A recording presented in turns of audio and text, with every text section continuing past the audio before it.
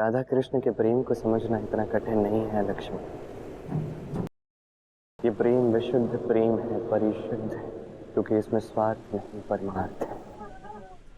और इस प्रेम से सदैव केवल लोक कल्याण हो सकता है, केवल लोक कल्याण। वो तो समय ही बताएगा कि जीत राधा की होगी या मेरी।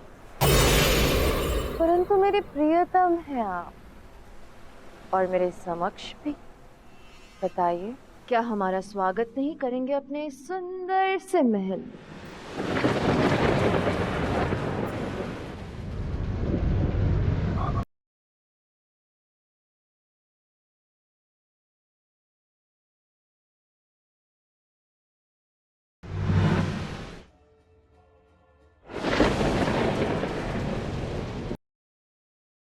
नहीं है लक्ष्मी, मैं तुम्हें यहाँ से भीतर महल में नहीं ले जाऊंगा, यहीं से पुनः लौट जाऊं। ये घोर अनर्थ है वासुदेव कृष्ण।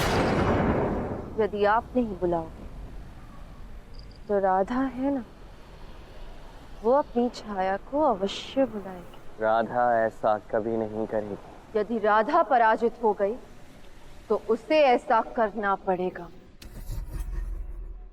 राधा का संकल्प पूर्ण नहीं होने दूंगी मैं। कोई द्वारकावासी नहीं आएगा राधा के साथ। राधा केवल द्वारका का कल्याण चाहती, और वो ऐसा कोई कार्य नहीं करेगी जिससे द्वारका के किसी भी व्यक्ति को हानि पहुंचे। मैं तुमसे आग्रह करता, कृपा करके यहाँ से लौट जाओ। तुम्हें यहाँ कुछ प्राप्त नहीं होने वाला है लक्ष्मी। तब तो राधा ऐसा अवश्य करेगी, ये मेरा वचन है।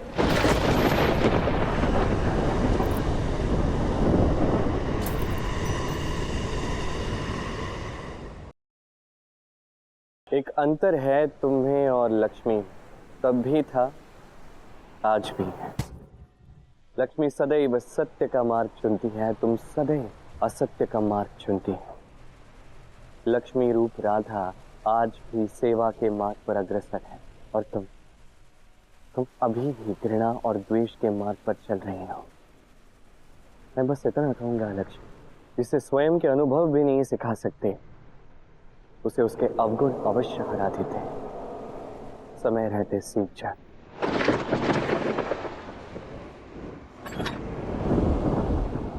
कृष्ण, मैं हार नहीं मानने वाली। हार तो अब राधा को माननी होगी। मेरी चिंता का विषय ये है कि राधा कैसे सामना करेगी अलक्ष्मी की अपार शक्तियों का। अलक्ष्मी के आगमन से संसार में नकारात्मक ऊर्जा व्याप्त हो गई है, और इस प्रकार की नकारात्मकता का उत्तर केवल सकारात्मक ऊर्जा ही दे सकती है। ठीक है महादेव, तो मैं राधा में भक्ति के माध्यम से सकारात्मक शक्ति का संचार करती हूँ। देवी, आपको जो भी करना है शीघ्र कीजिए, परंतु आपको ये सकारात्मक ऊर्जा देवी राधा में शीघ्रातिशीघ्र संचारित करनी होगी, और विलंब नहीं कर सकते, क्योंकि अलक्ष्मी अपने अत्यंत भयावह रूप में आने वाली है।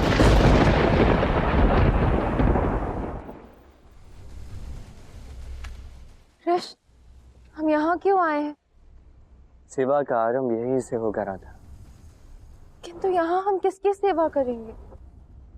व्याधि समस्त द्वारका में निश्चित रूप से राजमहल में कोई न कोई ऐसा अवश्य होगा राधे, जो पीड़ित होगा।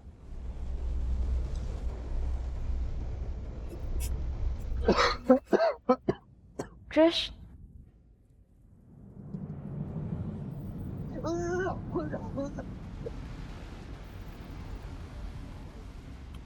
कृष्ण, ये तो हमारे सेवक हैं। इनका स्वास्थ्य ठीक नहीं लग रहा। आओ देखते हैं। नहीं, आप द्वारकाधीश हैं, आप हमारी सेवा कैसे कर सकते हैं? मित्र, मेरी बात सुनो, शांत हो जाओ, शांत। तूने दिन रात मेरी सेवा की, मैं तुम्हें ऐसे छोड़ के तो नहीं जा सकता, वो भी ऐसे समय में जहां तुम्हें उपचार की सबसे अधिक आवश्यकता। देखिए, भोगी को अकेला छोड़ना उचित नहीं है। आइए, मैं अभी आपके लिए जल लेकर आती हूँ।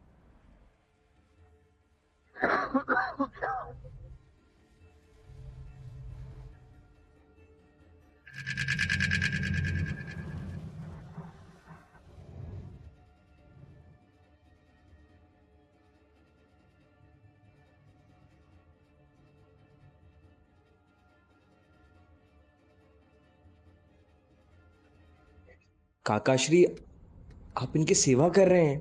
ये मेरे सेवक हैं।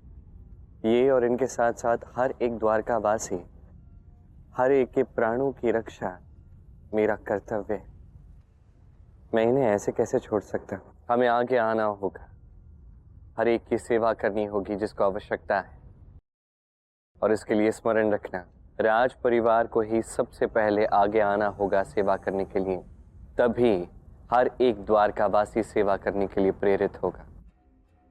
हाँ काकाश्री, हम भी आएंगे। हमारी प्रजा को हमारी आवश्यकता है। सांब, क्या तुम भी चलोगे सहायता करने? हाँ हाँ, ये तो अत्यंत ही सर्वश्रेष्ठ विचार है। मुझे भी आप लोगों के साथ सेवा करने के लिए चलना चाहिए। तो आओ शाम, चलो हमारे साथ। हाँ बिल्कुल, आप लोग चलिए, मैं आपके पीछे पीछे ही आता हूँ। यहाँ इन सेवक के पास भी तो किसी को रुकना ही होगा ना। आप लोग चलिए। ठीक।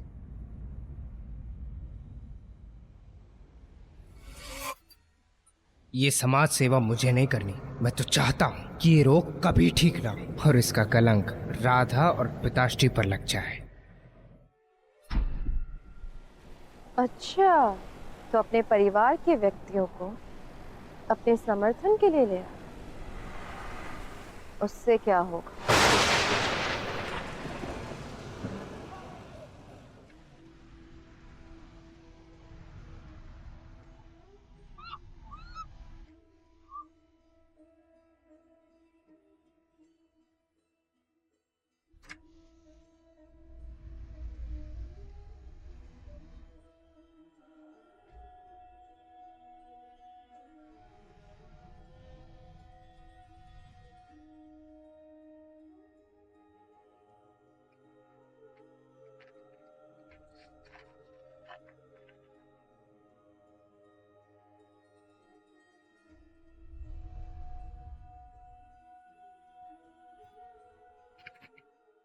कैसा अनुभव कर रहे हो? अभी अच्छा अनुभव हो रहा है। आपने हमारे प्राण बचाए हैं। आप सभी राज सदस्यों ने हमारी सेवा की है। आप महान हैं।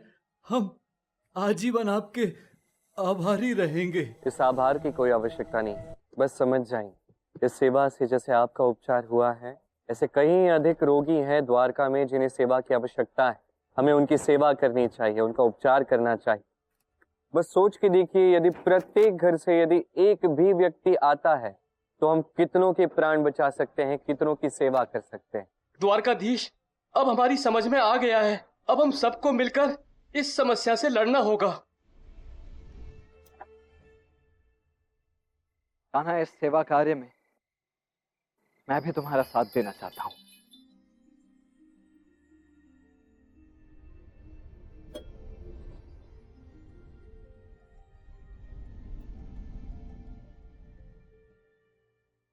हाँ श्री कृष्ण, मैं आपका उपकार आजीवन नहीं भूलूंगा। मैं मेरे परिवार से एक व्यक्ति को सेवा के लिए प्रतिदिन भेजूंगा।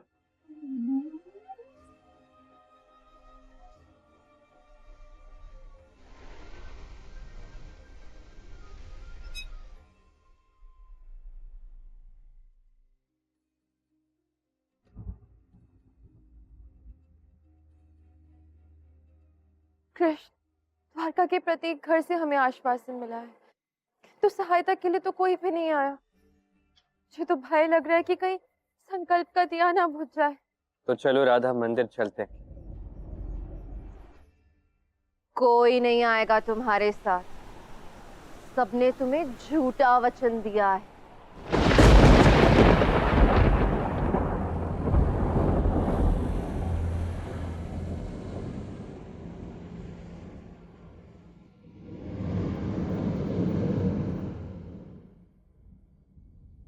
कृष्ण, अब तक कोई नहीं आया। मेरा संकल्प क्या व्यर्थ जाएगा?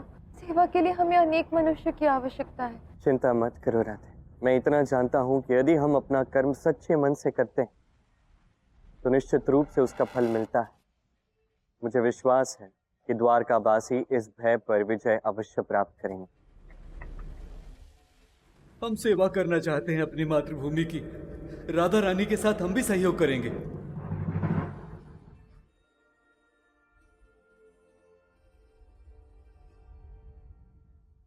राधे, तुम जीत गए।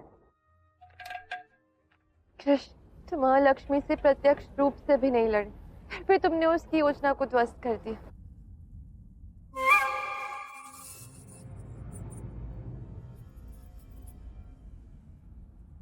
आइए हम सब मिलकर महादेव की पूजा करते हैं, जिससे हमारे प्रयासों को वो शक्ति दे और द्वारका से सदैव के लिए ये रोग मुक्त हो जाए।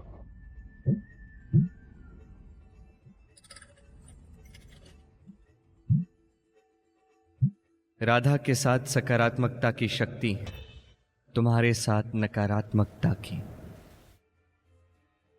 उसके साथ इतने लोगों का प्रेम और सद्भाव है, किंतु तुम इस युद्ध में अकेली। बोलो, अब भी अपनी बात पर अड़ी रहोगी या अपनी त्रुटि स्वीकार कर यहां से चली जाओगी? कृष्ण, तो आप स्वयं ही युद्ध समाप्ति की घोषणा कर रहे हैं, किंतु अभी तो युद्ध शेष है। राधा के समीप कुछ भी, किंतु मेरे पास असुरी शक्तियां हैं। द्वारासुर का प्रकोप अभी पूर्ण रूप से आपने देखा नहीं। मैंने कहा था ना, कहीं राधा के साथ आपके प्राण संकट में ना पड़ जाएं। किंतु आप माने नहीं। अब जो होगा उसका आपको अनुमान भी नहीं है कृष्ण। द्वारासुर संपूर्ण अपनी शक्तियों से द्वारका में प्रचंड आतंक मचा।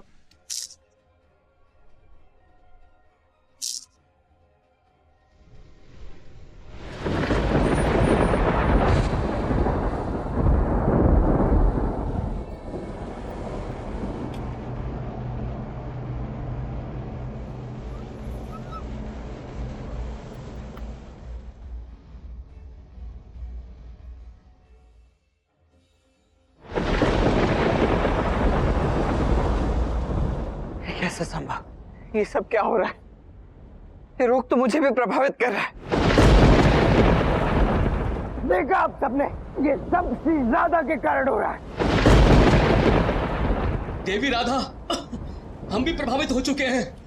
इसका उत्तरदायी कौन है? हाँ, इसका उत्तरदायी कौन है? कौन है इसका उत्तरदायी?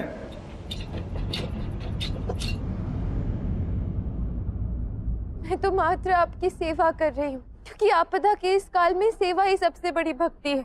श्री राधा, आप हम सब पर एक कृपा कीजिए कि अपनी भक्ति और अपनी सेवा को आप अपने ही समीप रखिए। साथियों, चलिए यहाँ से।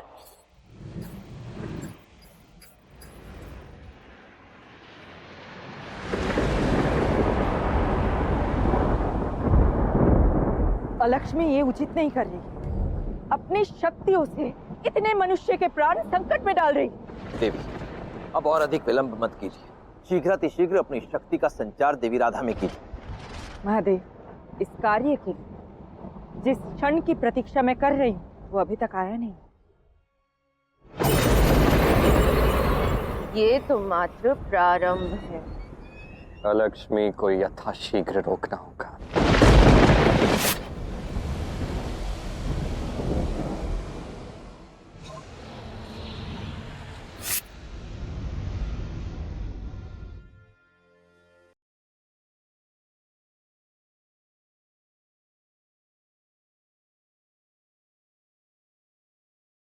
क्या हुआ कृष्ण? अब तक तो आपको इस रोग की भयावहता समझ आ ही गई होगी। ये दुराचार रोक दो अलक्ष्मी, इसमें तुम्हारा और सभी का कल्याण है। मुझे रोकने की शक्ति किसी में भी नहीं है। यदि अपना और अपनी द्वारका का कल्याण चाहते हो तो इसी क्षण मुझे अपना लीजिए। मुझे मेरा अधिकार दीजिए। ये संभव नहीं है। राधा मेरे मार्ग में कांटा है, मैं उस कांटे को ही उखाड़ दूंगी।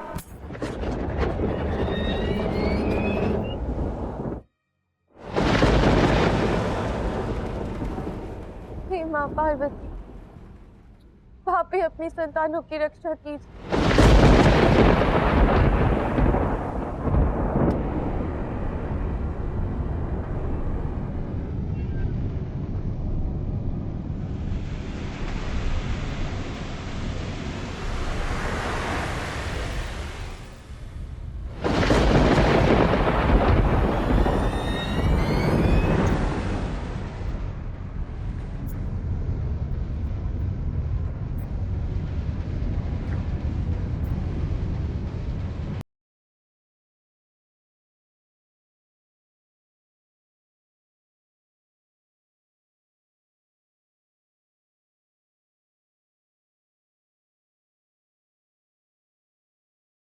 वरासुर, अपना प्रकोप डालो राधा पर।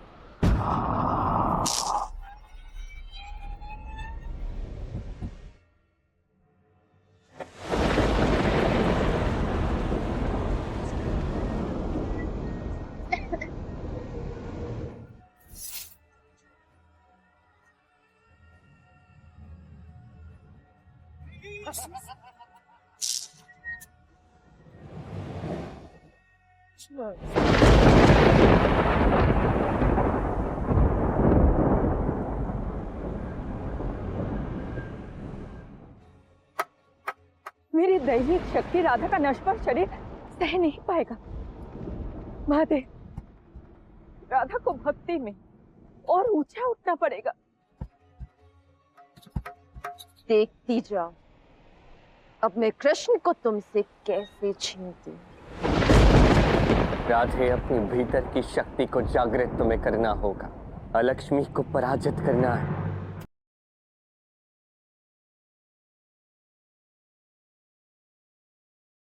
भार्गव की रक्षा के लिए मुझे शक्ति प्रदान कीजिए, अन्यथा मेरे प्राण भी हर लीजिए।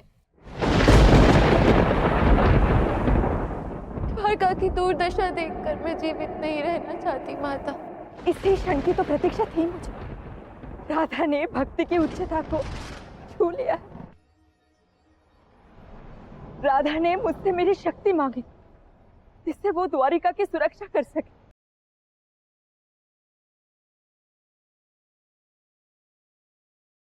भक्ति की उच्चता, अब मैं राधा में अपनी शक्ति की स्थापना करूंगी। हाँ देवी, आज देवी राधा को स्वयं आपकी शक्तियां प्राप्त होंगी। और जब ऐसी दो महान नारी शक्तियां एक हो जाती हैं तो संसार को अवश्य ही कुछ अद्भुत देखने को मिलेगा।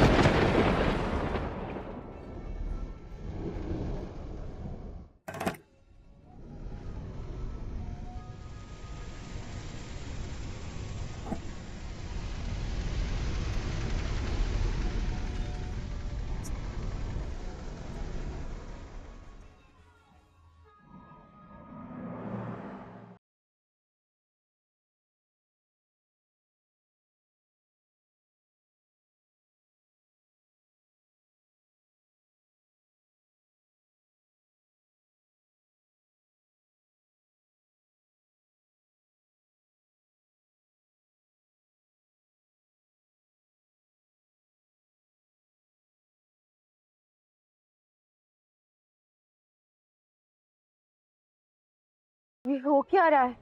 राधा में देवी पार्वती की शक्ति का संचार हो चुका है। अब राधा शक्ति स्वरूपा बन गई है।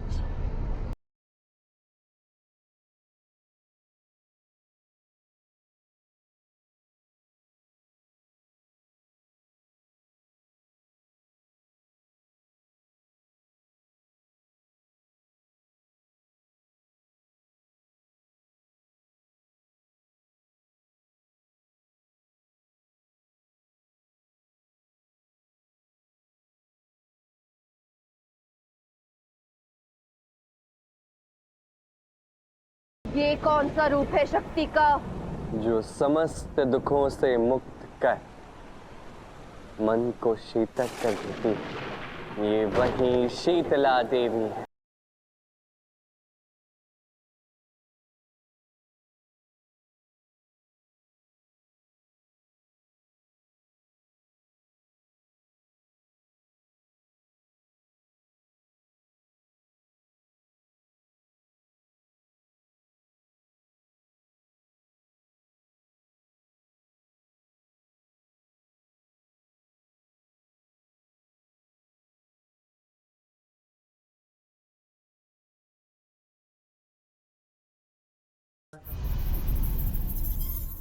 पुरुषार्थ, शास्त्रों में 4 पुरुषार्थ बताए गए।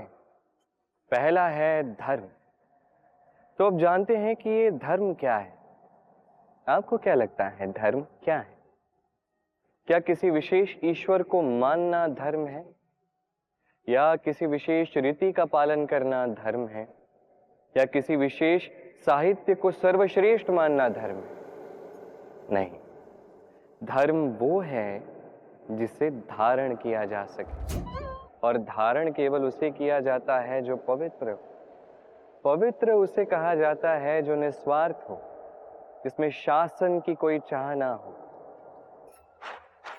जो सहजता से बहता रहे, जल वायु की भांति। जब कोई व्यक्ति धर्म धारण करता है और वो धर्म उस व्यक्ति की रक्षा करता है तो उसे धर्म कहते हैं।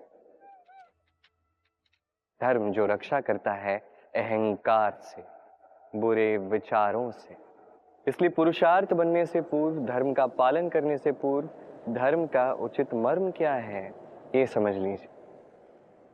जान लीजिए कि हर धर्म का आधार, हर धर्म का मूल। आइए और इसी प्रेम के साथ कहिए राधे राधे। जो समस्त दुखों से मुक्त कर मन को शीतल कर देती, ये वही शीतला देवी है।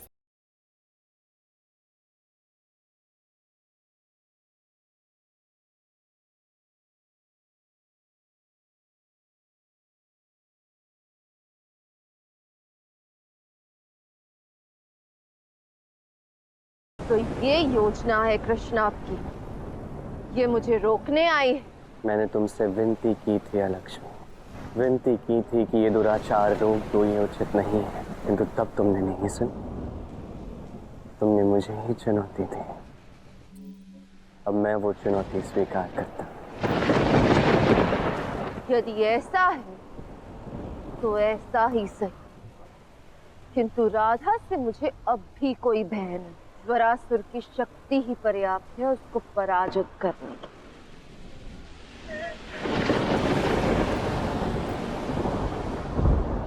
वरासुर,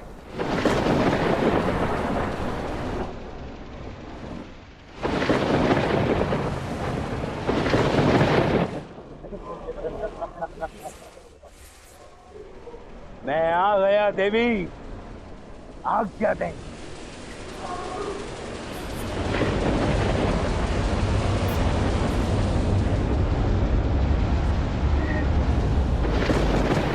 प्रतीत होता है अलक्ष्मी की शक्ति के विषय में कृष्ण को कुछ भ्रम है।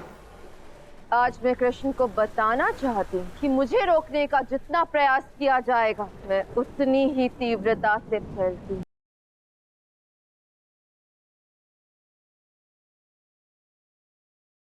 मेरे लिए द्वारका के राजमहल का द्वार खोले और तब आपको मुझे स्वीकार करना होगा कृष्ण।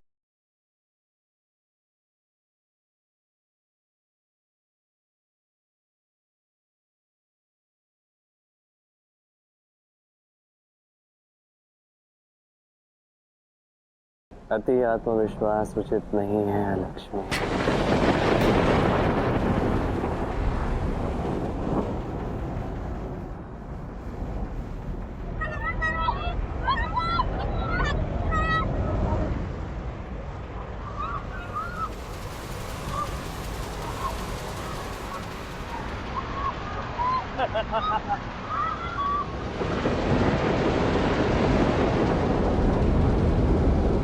महादेव, चिंता मत करिए। शीतला माता अपने नाम की तरह ही शीतल है। किसी भी राह भटके को अवसर मिलना चाहिए। शीतला माता पहले विनती करेगी और यदि ज्वरासुर तब भी अपने कुकर्म नहीं छोड़े तो उसका दमन होगा।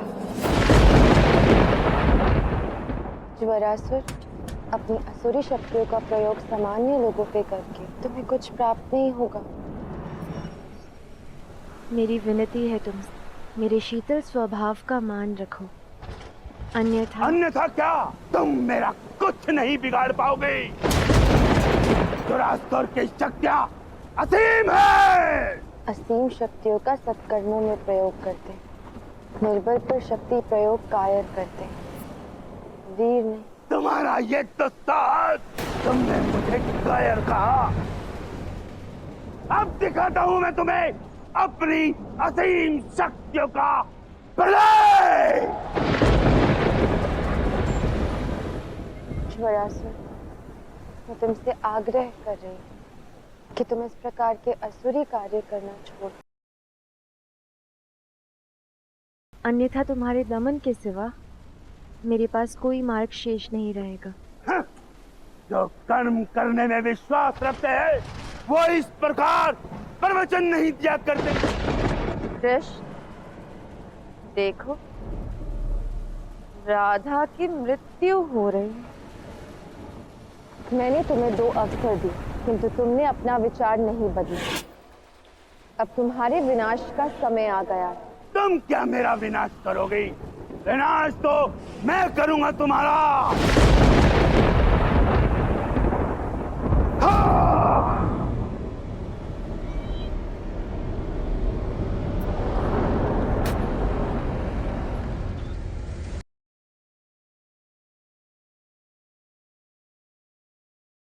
देवी, अद्भुत शक्ति का संचार किया है आपने माता शीतला में। आज से माता शीतला रोगों का उपचार करने वाली देवी मानी जाएंगी और अनंत काल तक संसार उनकी पूजा करेगा।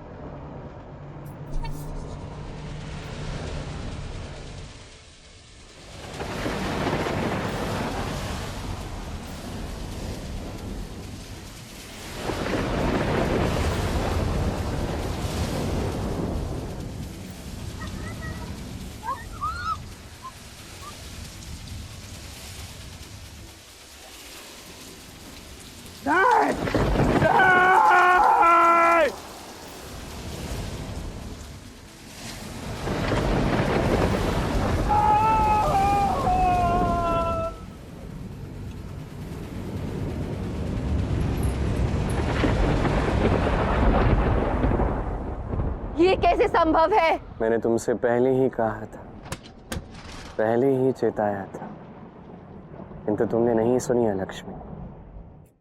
तुमने अपने विनाश को स्वयं निमंत्रित किया।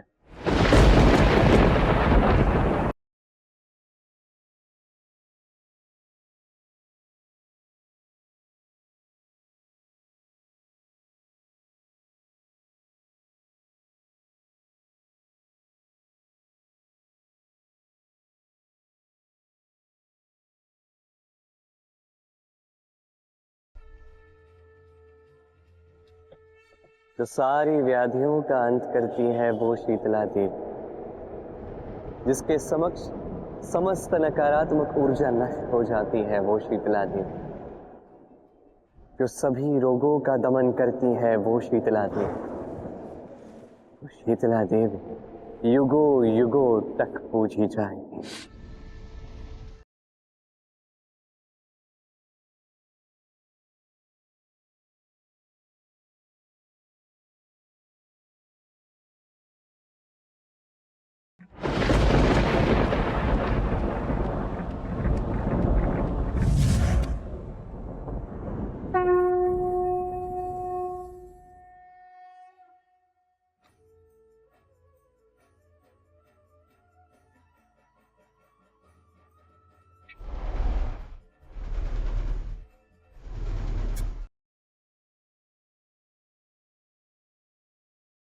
कृष्ण, ऐसा प्रतीत हुआ कि द्वारका पे कोई आपदा आने वाली थी, पर द्वारका तो आपदा मुक्त हो गई है ना? हाँ, द्वारका पर एक आपदा तो आई थी, तुमने द्वारका को उस आपदा से मुक्त कर दिया। मैंने? किंतु मैंने तो ऐसा कुछ नहीं किया। तुम्हारी भक्ति ने ये चमत्कार किया है राधा। यहाँ बैठे बैठे तुमने एक अविस्मरणीय युद्ध लड़ लिया है और जीत भी लिया है, और मुझे इस बात की संतुष्टि है कि आने वाली एक बहुत बड़ी विपदा के लिए तुम अब सज्ज हो चुकी।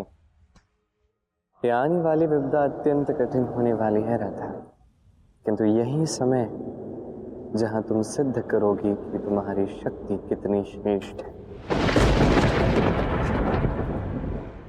कान्हा, राधा, समस्त द्वारका की प्रजा देवी शीतला की इस विजय से अत्यंत उत्साहित है। वो सभी देवी शीतला की पूजा अर्चना करना चाहते हैं। शीतला देवी की पूजा तो सौभाग्य होगा, इसका आयोजन अवश्य होना चाहिए। तो देर किस बात की, आरंभ करते हैं। आरंभ करते हैं। आओ पुत्रों। एक अधूरा कार्य जो पूर्ण करने मुझे जाना होगा, क्या मैं जा सकता हूं?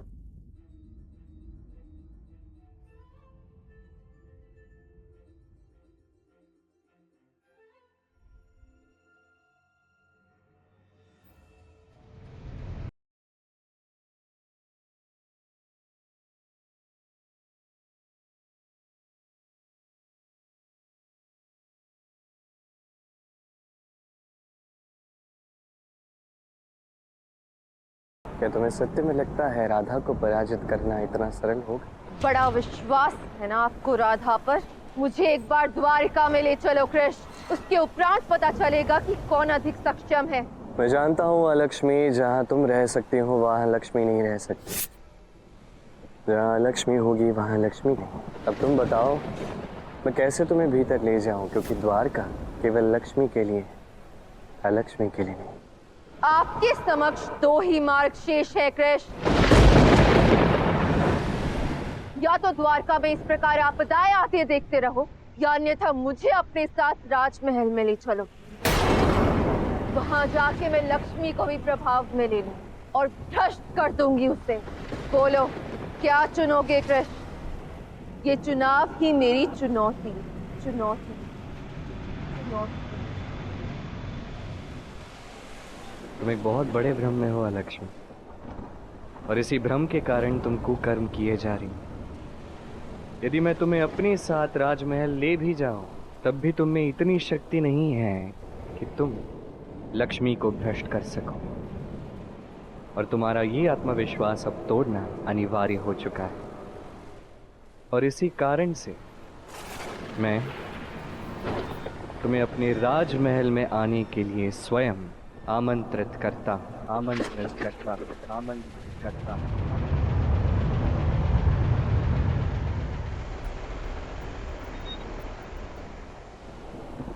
आपने चुनौती तो स्वीकार कर ली, किंतु उसका परिणाम भी जान लीजिए।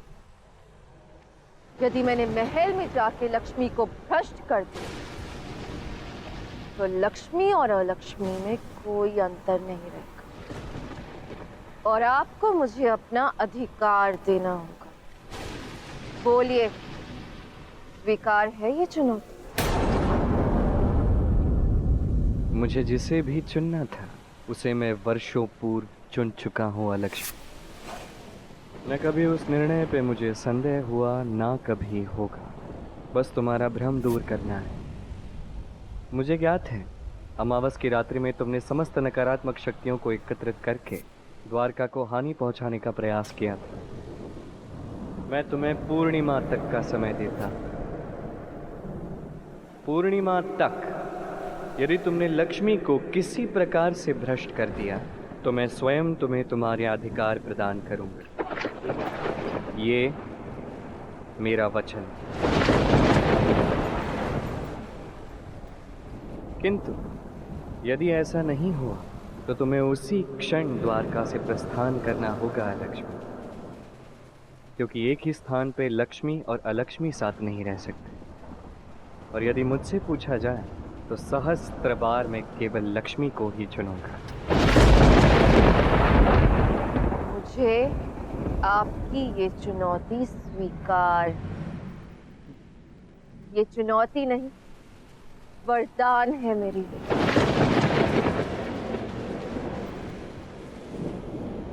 श्री कृष्ण ने एक और समस्या को आमंत्रण दे दिया। अलक्ष्मी अत्यधिक विनाशकारी है महादेव। वो कृष्ण को राधा से छीनने के लिए कुछ भी कर सकती। अब राधा इस स्थिति को कैसे संभालेगी? चिंता मत कीजिए, क्योंकि इस समस्या से निकलने का मार्ग भी स्वयं श्री कृष्ण ही प्रशस्त करेंगे। अब अलक्ष्मी और लक्ष्मी के मध्य एक अविस्मरणीय युद्ध होने जा रहा है।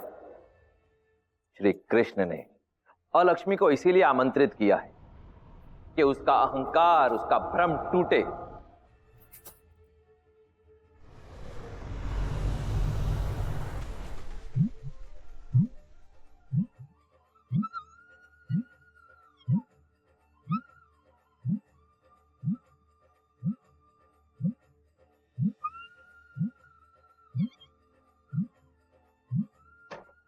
रंगोली हमारे जीवन में बसी सकारात्मकता का प्रतीक होती है। और इसमें भरे रंग भी कितने सुंदर लगते हैं राधा। हाँ, ये रंग हमारा अंतर्मन है।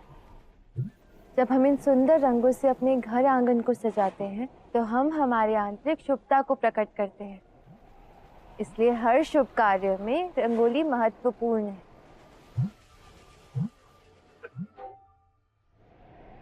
द्वारका में प्रवेश करने के पश्चात जब तक मेरी इच्छा ना हो, कोई मेरे विषय में ज्ञात नहीं कर पाएगा।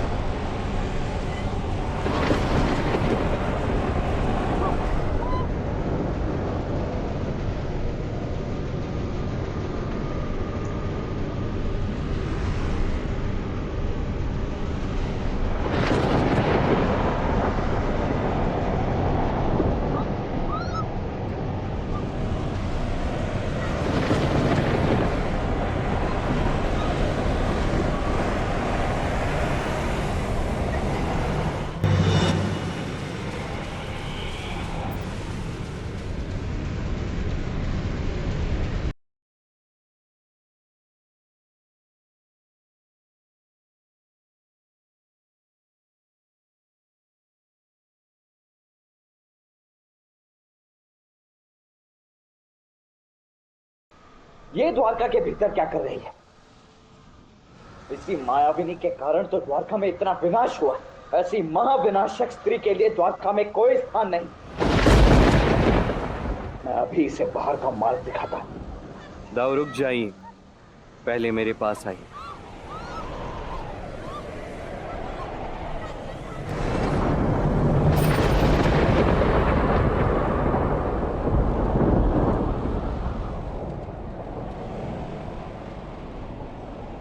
ताऊश्री कहाँ जा रहे हैं?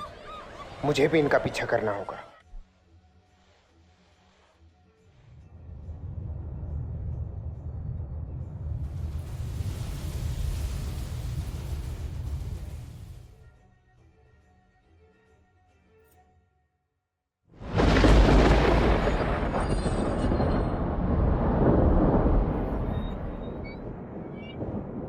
ये क्या देख रहा हूं मैं? कहीं मुझे भ्रम तो नहीं हो रहा? नहीं नहीं, ये सत्य ही है। और इसीलिए ताऊश्री पिताश्री से मिलने के लिए इतने व्याकुल हैं। अब बस देखना ये है कि ताऊश्री और पिताश्री क्या करते हैं। खाना ये सब क्या हो रहा है द्वारका में? स्वागत और सज्जा। देखिए कितने सुंदर पुष्प हैं। ये देखिए, वैसे तो मैं एक माला बना रहा था पर वो टूट गई। अब पुनः एक बार पुष्प एकत्रित करके माला बनाने जा रहा हूँ। आना, तुम भली भांति जानते हो मैं इस सामग्री के विषय में नहीं, अभी तो उसके विषय में बात कर रहा हूँ। वो यहाँ द्वारका के भीतर कर क्या रही? कौन? कान्हा वही जो राधा की भांति दिखती है।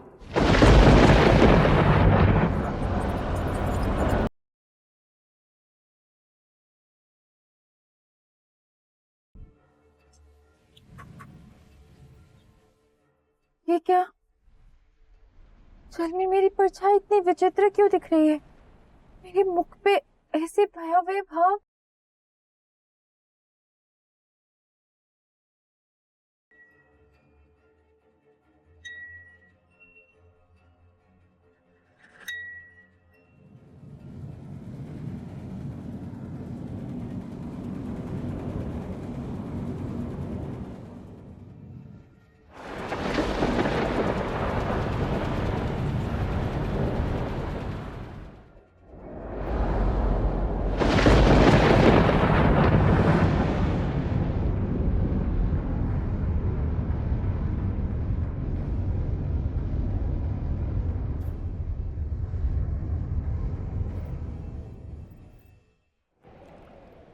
आप तो बिल्कुल मेरी भांति दिखती हैं। कौन है आप? आज से पहले कभी आपको द्वारका में नहीं देखा। हाँ, संयोग है। मैं द्वारका में पहली बार आई। मुझे ज्ञात हुआ कि आपने शीतला देवी के पूजन का आयोजन रखा है, तो मैं भी चली आई। ये तो उत्तम विचार है। शुभ कार्य में भाग लेना सदैव ही लाभदायक होता है। वैसे मुझे तो ज्ञात ही नहीं था कि मेरी भांति दिखने वाली कोई और स्त्री भी हो सकती है, किंतु मैं जानती थी। कई व्यक्तियों के मुख से इस विषय में सुना था मैं। आप द्वारकाधीश की महारानी हैं। कहाँ मैं और कहाँ आप। इसलिए मैंने सोचा कि पूजा के समय होने तक मैं यहाँ एकांत में बैठ जाती हूँ। नहीं नहीं, वैसे मैं महारानी नहीं, कृष्ण की सखी हूँ। और क्या आप जानती हैं कि द्वारका में यदि कोई भी आता है तो वो द्वारका का अतिथि होता है। आपको मेरे साथ महल चलना होगा। और देखिए, मैं यहाँ द्वारका में आपसे परिचिता भी हूँ। चलिए, हम साथ मिलकर देवी शीतला का पूजन करेंगे। देखिए, आपको कहीं बाद में पछतावा ना हो, क्योंकि मेरा स्वभाव थोड़ा विचित्र है। अर्थात निमंत्रण मिलने पर मैं उसे तुरंत स्वीकार जो कर लेती हूँ।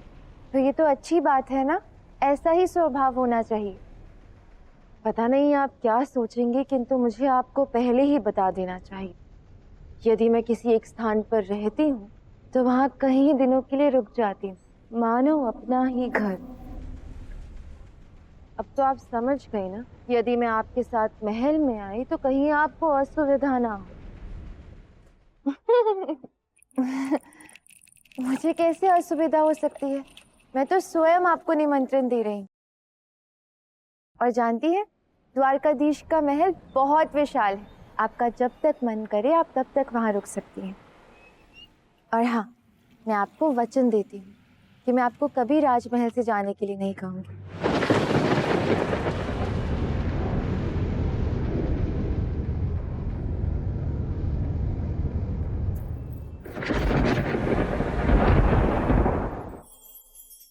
अर्थ, दूसरा पुरुषार्थ। इस अर्थ का तात्पर्य अधिकतर लोग धन समझ लेते हैं, किंतु यदि अर्थ का तात्पर्य केवल धन है तो ये तो अत्यंत अनर्थकारी है। तो अर्थ का अर्थ क्या है? अर्थ वो जो हमारे जीवन के लिए आवश्यक है, जो हमें सुख दे सके, शांति दे सके, क्योंकि वही तो सबसे अधिक मूल्यवान है। माता पिता, मित्र, संबंधी, गुण, पुण्य, ज्ञान, ये सब मिलकर अर्थ बनता है। और सही मायने में यही तो जीवन का वास्तविक अर्थ भी है। तो आइए और मेरे साथ प्रेम से कहिए, राधे राधे।